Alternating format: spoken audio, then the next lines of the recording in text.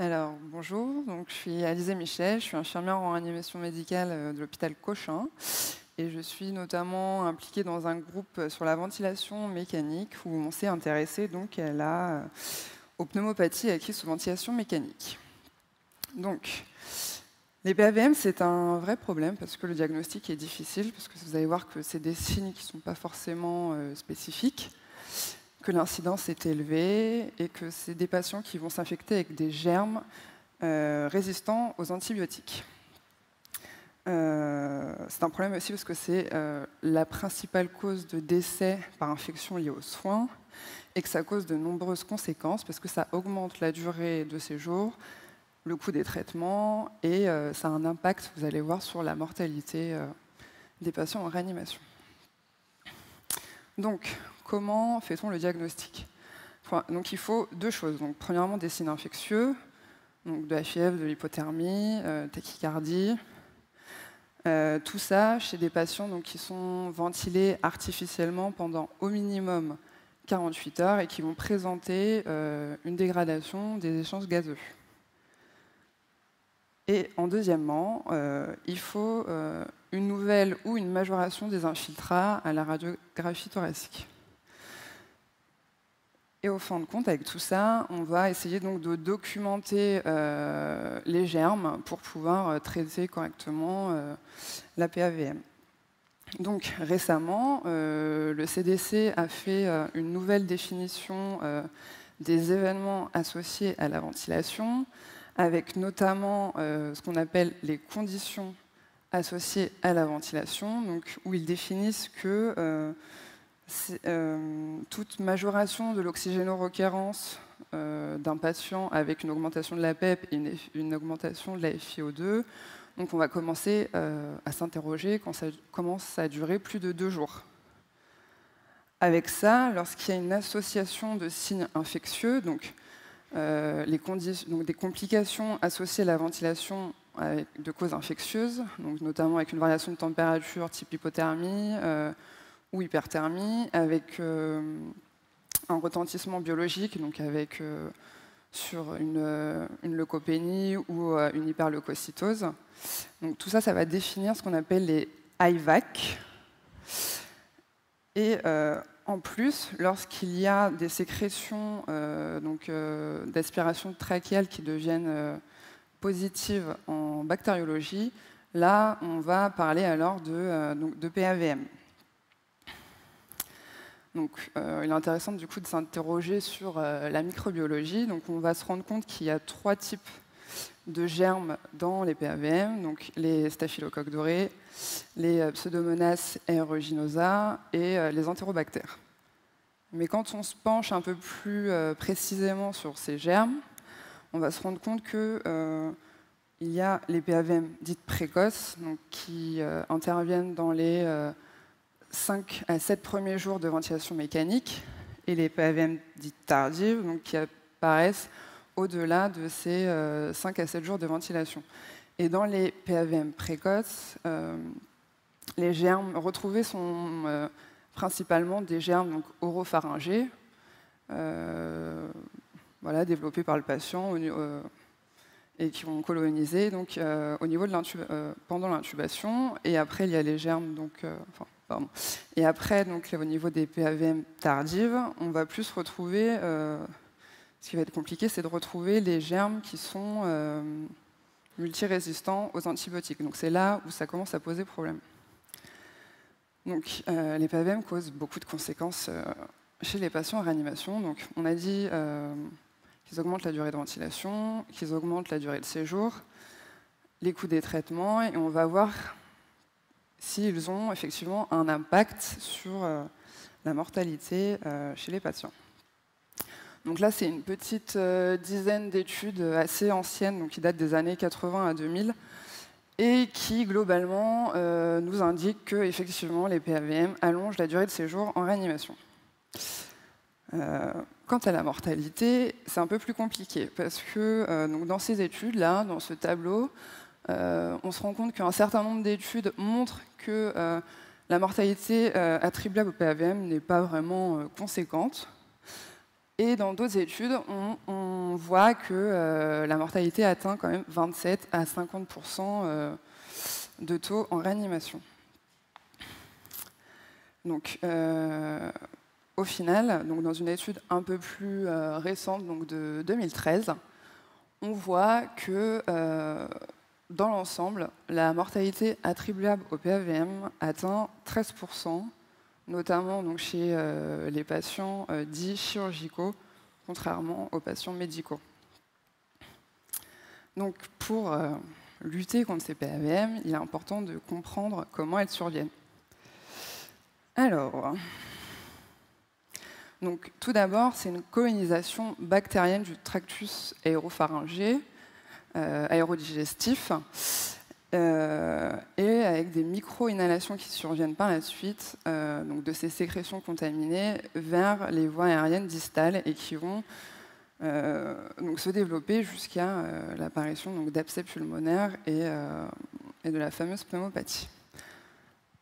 On s'est rendu compte aussi qu'il y avait de nombreux facteurs de risque, donc des non modifiables, donc comme la population, donc l'âge, les antécédents du patient, les patients notamment présentant des troubles de la conscience, donc qui vont micro-inhaler au moment donc, de ces troubles, et en fait sur lesquels on ne pourra avoir aucun impact parce que c'est des patients qui vont micro-inhaler avant même l'intubation. Il y a aussi des risques, des facteurs de risque liés aux procédures type neurochirurgie ou chirurgie thoracique, sur lesquels, pareil, on n'aura aucun moyen d'intervenir parce que c'est des patients qui vont arriver en réanimation pour ça, donc pour des neurochirurgies, pour des chirurgies thoraciques. Mais il y a des facteurs de risque modifiables sur lesquels donc, nous, en tant que professionnels de santé, on va pouvoir intervenir. Donc, notamment l'instrumentalisation des voies aériennes avec la durée de ventilation mécanique, la pression du ballonnet ou les réintubations répétées chez nos patients.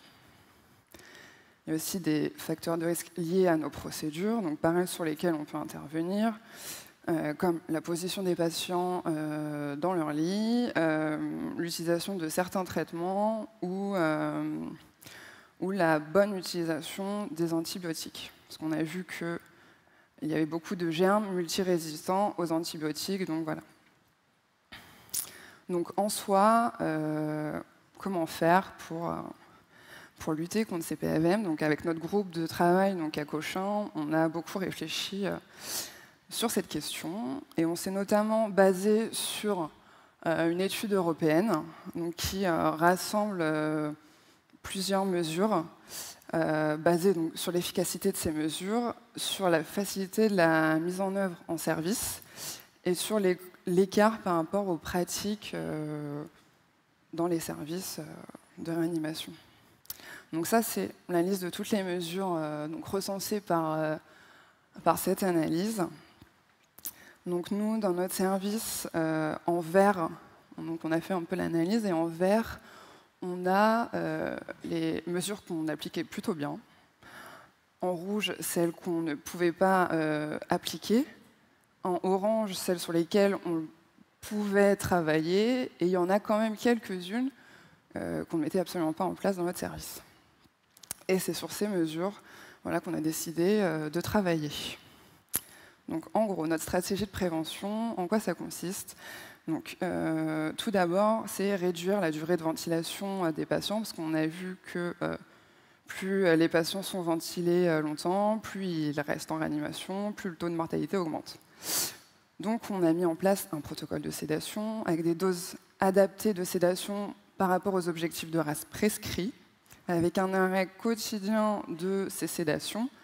Donc un arrêt qui est prescrit sauf contre-indication chez certains patients en fonction de leur état, et un protocole de sevrage avec des critères très précis de sevrabilité.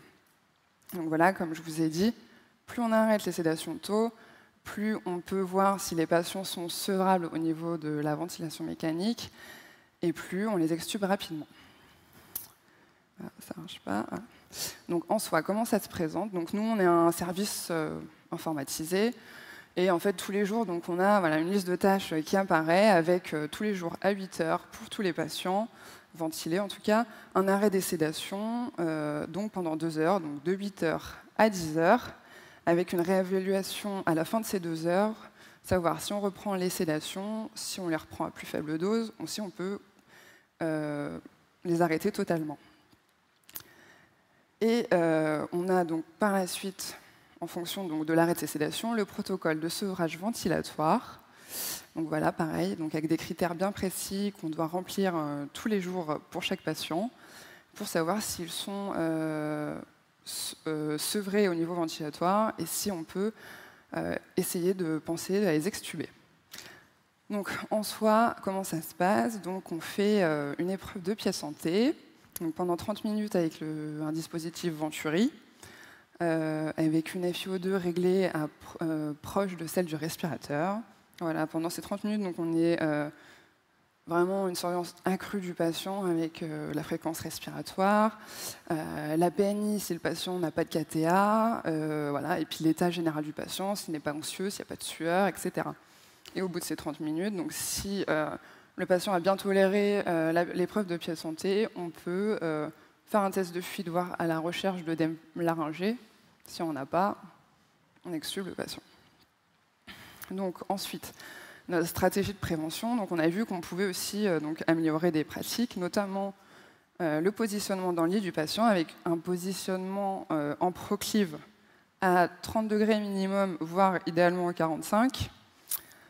L'utilisation de filtres humidificateurs, les soins de bouche, donc très importants, donc on va le voir par la suite avec des kits spécifiques, donc des soins de bouche à la chlorhexidine en fonction donc, de l'état bucco-dentaire du patient, pareil selon un protocole.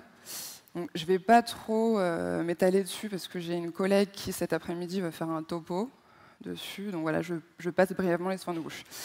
Donc, notre stratégie de prévention, c'est aussi la lutte contre les micro-inhalations avec la vérification de la pression du ballonnet, donc entre 25 et 35 cm d'eau, des aspirations buccales avant chaque mobilisation de la sonde et du ballonnet, des aspirations trachéales en système clos. Donc en système clos, pourquoi? Parce que ça prévient le dérecrutement, parce qu'on a vu qu'il y a des patients qui sont ventilés avec des PEP très hautes. Ça limite le risque d'aspiration traumatique et ça limite aussi le risque de contamination croisée, donc patient personnel, donc voilà, parce qu'on a affaire à des patients qui sont plutôt fragiles. Et d'autres mesures voilà, un peu plus générales, donc, comme le lavage des mains, l'hygiène en général donc des soignants, le respect des mesures d'isolement, voilà, la mise en place de certains traitements à éviter, donc comme les anti-ulcéreux ou les protecteurs gastriques. Donc pour résumer, la stratégie de prévention, donc réduire la durée de ventilation un maximum, le positionnement du patient dans le lit, les soins de bouche à la chlorhexidine, donc très important parce qu'on a vu que les colonies bactériennes se développaient donc, au niveau buccal. Donc la vérification de la pression du ballonnet, les aspirations donc, en système clos et voilà, d'autres mesures un peu plus générales. Vous allez me demander l'efficacité. On n'a pas vraiment les chiffres, on s'est plus penché sur, pour l'instant, la mise en place de toutes ces mesures dans notre service, savoir si elles étaient correctement appliquées et correctement mises en place. Donc pour l'instant, tout est bien fait dans notre service, en tout cas. Donc pour conclure, donc les PAVM, c'est un problème important en réanimation, mais on se rend compte qu'il y a des facteurs de risque modifiables sur lesquels on peut intervenir en tant que soignant, donc comme la durée de ventilation, l'hygiène, la prévention des micro-inhalations. Et voilà, pour conclure, je veux dire que en fait, c'est important donc, de bien intégrer toutes ces mesures, et ce qui nous amènera par la suite, et ce qui nous amène maintenant donc, à réduire l'apparition de ces PAVM et la densité de leur incidence au sein de nos services. Voilà, merci de votre attention.